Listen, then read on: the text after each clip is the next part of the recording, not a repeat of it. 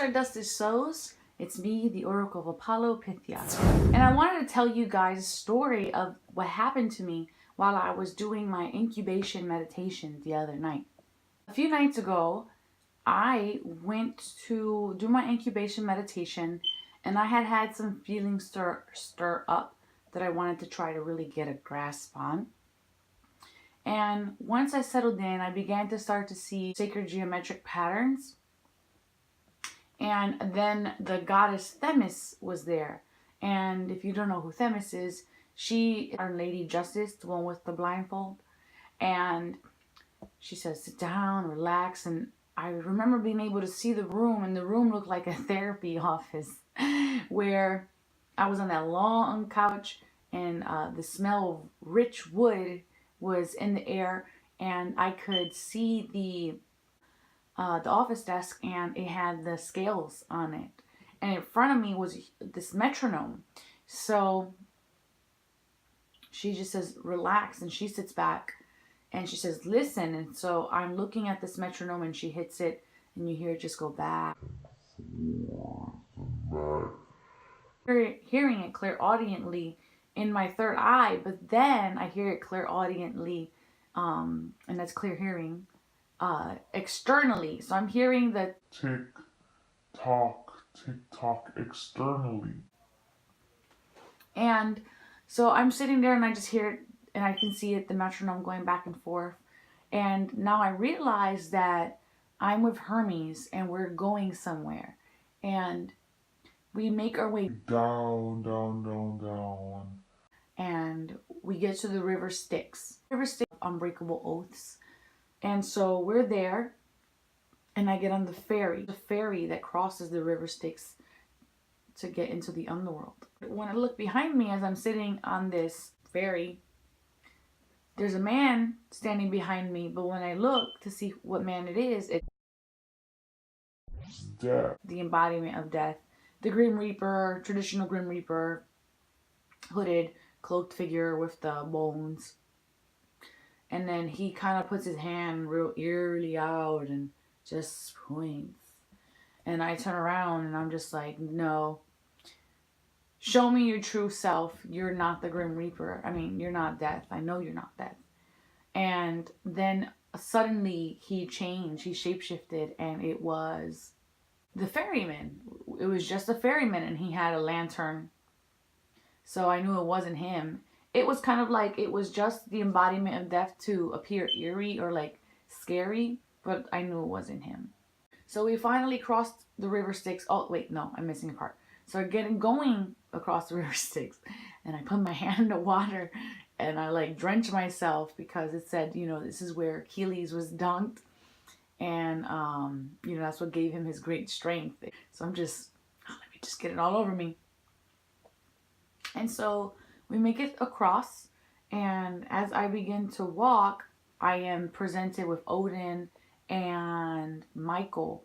But I remember Michael saying something about like, this is not a place that he belongs or something like that.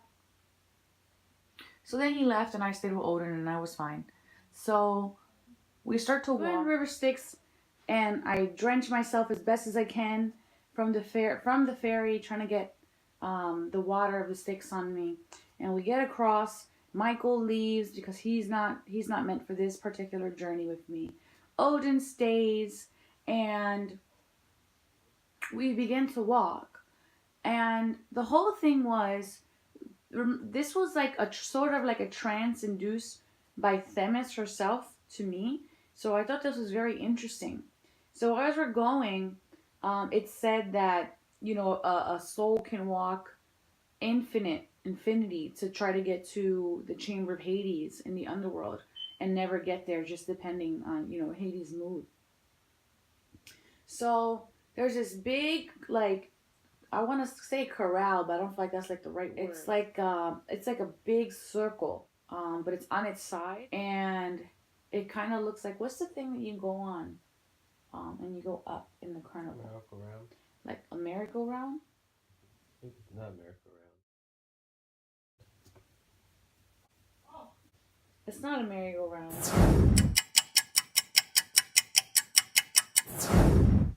Ferris wheel. There you go. It looks like a Ferris wheel. So it's like a Ferris wheel looking thing, circle, made of metals. And it has several heads on it. And the heads are open mouth. They kind of look like the hellhounds, but it's not the hellhounds. And it has multiple heads, and it has like the glowing fire eyes. And anyways, it's chasing me. It's chasing me at this point. So I'm running away from it, and I'm running, and I'm running. And then all of a sudden, I hear myself go, you can't run forever. So I stop. I stop running.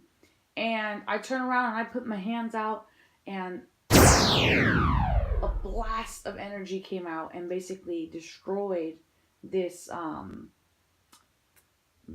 Ferris wheel of hound heads. Finally, I'm able to get into to have a meeting with Hades, since he's the one summoning me. And interestingly enough, this is not the first time that I come across Hades. I have been to the underworld before in this particular area to see Hades, from what I recall, once before. And I was strapped into a Disney World-like ride where I was being given a tour, and then he got irritated that I was asking him too many questions. So yeah, I thought that was interesting. So anyway, so I get in there, and the office opens, and he's sitting there, and Hades is a black guy, and he's sitting behind a desk, and with a very nice, like, grayish suit on, and he is half in the light, so the lights kind of stops, like, right here, so he's, like, in the perfect shadow, like a boss, like, you just see, like, him talking, and everything else is, like, hidden, and, you know, he has to talk to you. So I'm just like, okay, like, why am I here, and what do you need? So he sits down, and he's like, let's talk. I need to talk to you. And so I sit down, and he's like, I want to make a deal. And I was like, well, I don't want to make any deals with you. I don't want to sign anything with you. And he's like, well, you haven't heard my proposal. And I was like, well, I don't know what your proposal says, but I don't want to hear anything about it. And basically, the vision had ended with me shutting Hades down, saying, I don't want to know anything about this proposal or what you want to talk about. I don't want no parts of it. But other movies and things, they paint Hades as like this villain or like a demon or something like that. Hades is neither one of those things. Well, I guess he could be a villain to some people, but he's not like a bad, inherently bad, evil deity. So he is in charge of the underworld, and basically you can think of this kind of like a judge, you know, part justice. But Hades does show in Greek mythology that he has helped, like some of our heroes that we know, Heracles. He helped Heracles during his 12 labors. Hades is willing to help those who are worthy of being helped, who he feels like are really going to make a mark. So you really have to be worthy in order to be helped. So, and he does it through test. So we have like Orpheus. So Orpheus goes down and he tries to rescue his wife out of the underworld. And Hades says, yeah, you can have your wife's soul back as long as throughout the entire trip journey back up to the surface, you don't take a look back. So to show his worth, that he could be patient. And he didn't. He wound up actually looking back right before they got to the surface and then losing his wife forever. So yeah, what do you guys think about Hades? Have you ever talked to Hades, seen Hades, know anything about Hades? What have you always thought?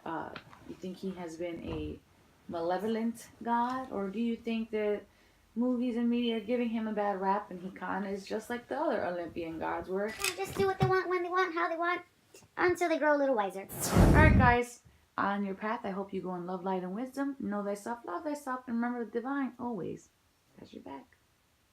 Ciao.